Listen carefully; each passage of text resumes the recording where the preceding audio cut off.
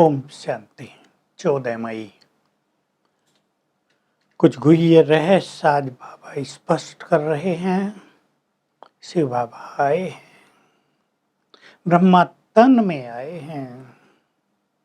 उसने आकर ब्रह्मा के मुख से ज्ञान देकर हम सबको एडॉप्ट किया, अपनी गोद में लिया है, गोद का बच्चा बनाया है, हमें शूद्र से ब्राह्मण बना दिया है।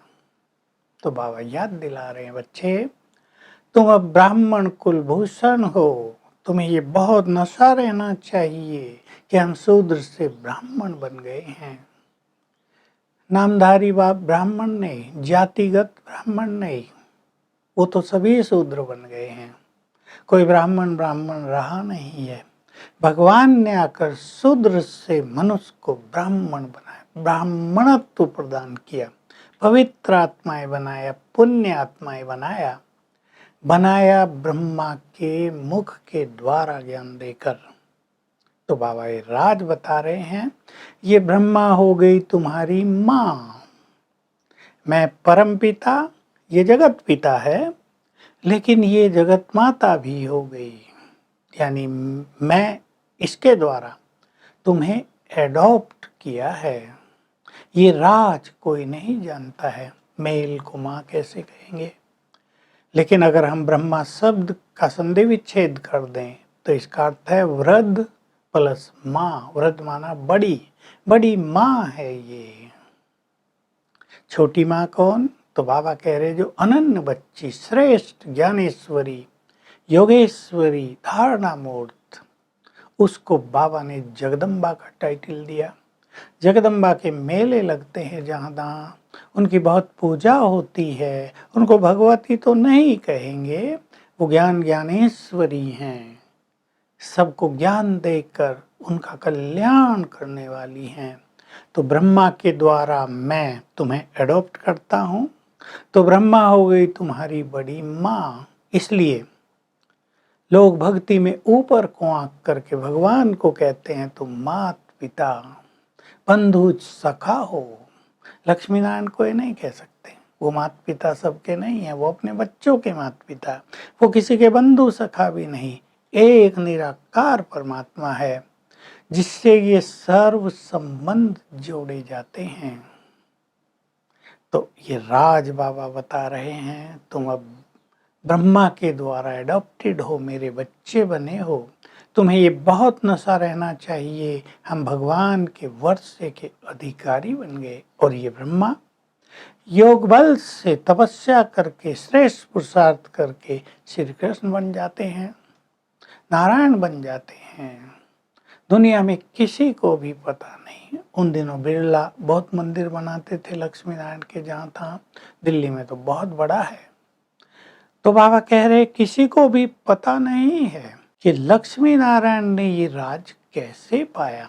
देवताओं ने लड़ाई थोड़ा ही की जो राज पाया, वो तो शास्त्रों में दिखा दिया, देवासुर संग्राम, वो तो माया से संग्राम है एक्चुअली, वो तो अहिंसक थे।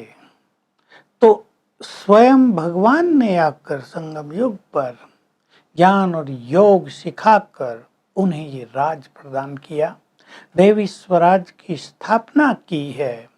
तो बाबा कह रहे बिरला को कोई लिखे, समझदार बच्चा हो, कि बताओ ये कब थे, ये पद इनको किसने दिया, ये राज इन्होंने कैसे पाया। ऐसे ही तो नहीं मिलता है ना, कर्म अनुसार ही नर नारायण बनता है, नारी लक्ष्मी बनती है। तो बाबा ये बात हम सबको बहुत कह रहे हैं। अब एक दूसरी बात बहुत सुंदर कही है, हम देखेंगे, हम ब्राह्मण हैं, शेष ब्राह्मण हैं, जो पवित्र हैं उनको ही ब्राह्मण कहा जाएगा, जो सदाचारी हैं, जिनका खान पान शुद्ध है, जो ज्ञान लेते देते हैं, वही सच्चे ब्राह्मण हैं। दूसरी बात, कई बच्चे कहते हैं बाबा हमें ज्ञान की धारणा नहीं होती। तो बहुत ही अच्छा उत्तर है कि अमृत वेले उठकर योग अभ्यास नहीं करते तो ज्ञान की धारणा नहीं होती। क्यों? ज्ञान की धारणा होगी हमेशा बुद्धि में, और बुद्धि इसके लिए बहुत क्लीन, बहुत डिवाइन, बहुत पावरफुल चाहिए। क्योंकि ज्ञान रतन बहुत ही कीमती हैं, इनको धारण करने के लिए पवित्र बुद्धि चाहिए, जिसको सोने का बर्तन कहते हैं। तो सवेरे उठकर अगर बहुत अच्छा योग अभ्यास किया जाएगा तो ज्ञान की हर बात की धारणा होगी, ज्ञान से भरपूर भी हो जाएंगे, सुनाने में भी एक्सपर्ट हो जाएंगे। बाबा आज ज्ञान सुनाने पर भी जोर दे रहे हैं। प्रदर्शनी होती थी उन दिनों, तो जो कर रहे हैं वो बाबा को लिखते थे, बाबा अच्छे अच्छे समझाने वालों को भेजो। तो बाबा उन दिनों जो महारथी होते थे उनका नाम लेते थे, बताओ इनमें से किस किस को भेजें। जगदीश भाई थे बहुत अच्छे जो राइटर रहे हैं, रमेश भाई थे मुंबई वाले, दादी प्रकाश मणि थी, मनोहर दादी थी, गंगे दादी कानपुर से थी, और कई स्पीकर थे। तो बाबा किसी ना किसी को भेज देते थे। कह रहे हैं कि अगर स्टेज पे किसी सन्यासी को बुलाया हो तो बाबा उस तरह के स्पीकर को भेजेंगे। तो सेवा करने का बल, सेवा करने का उमंग बाबा हम सबको बहुत देते हैं। तो हमें आज ध्यान देना है। देखो, एक तो भक्ति में जब ऊपर को आंखें करके कहते हैं तो मात पिता हो हे भगवान, तो वो नीचे नहीं है, वो ऊपर है, उसको ऊपर वाला भी कहते हैं, वो परम धाम में है, वहीं सबकी आंखें जाती हैं। दूसरी बात, शिव बाबा हमारे माता पिता हैं, बंधु सखा हैं, हम उनको अपना खुदा दोस्त गुड फ्रेंड बना सकते हैं। तो सवेरे उठकर ये नाते हमें अपने को याद दिलाने चाहिए। जो भगवान है वो मेरा सच्चा मित्र है, सच्चा माता पिता है। माता पिता है तो केवल कहने के लिए थोड़ा ही होगा, वो हमारी केयर करता है बहुत। अगर हम उसके आज्ञाकारी बने रहेंगे, अगर हम उसकी श्रीमत पर चलते रहेंगे, अगर हम उसके वफादार बच्चे होंगे, तो देखो जैसे लौकिक में माँ बाप बच्चों की बहुत केयर करते हैं, वो भी हमारी बहुत केयर करेंगे। तो जोड़ लें उससे नाता, बना लें उसको अपना सच्चा माता पिता बंधु सखा, फ्रेंडशिप कर सकते हैं उससे, उससे हम सदा बात करेंगे। रोज सवेरे हमें ये अभ्यास करने हैं। वरदान है अपनी संपूर्ण स्टेज के द्वारा सब प्रकार की अधीनता से मुक्त बनने वाले प्रकृति जीत भव।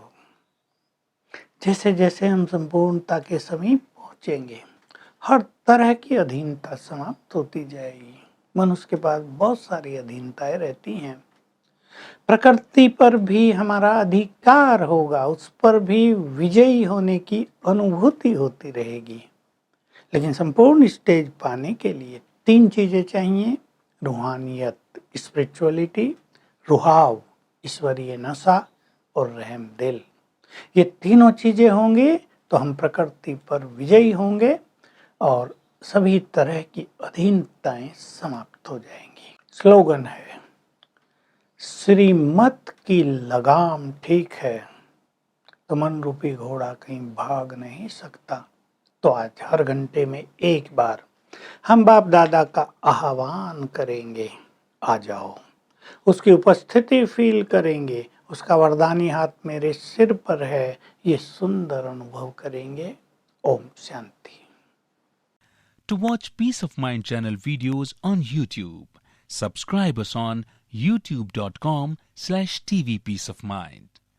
Just a click for a peaceful life.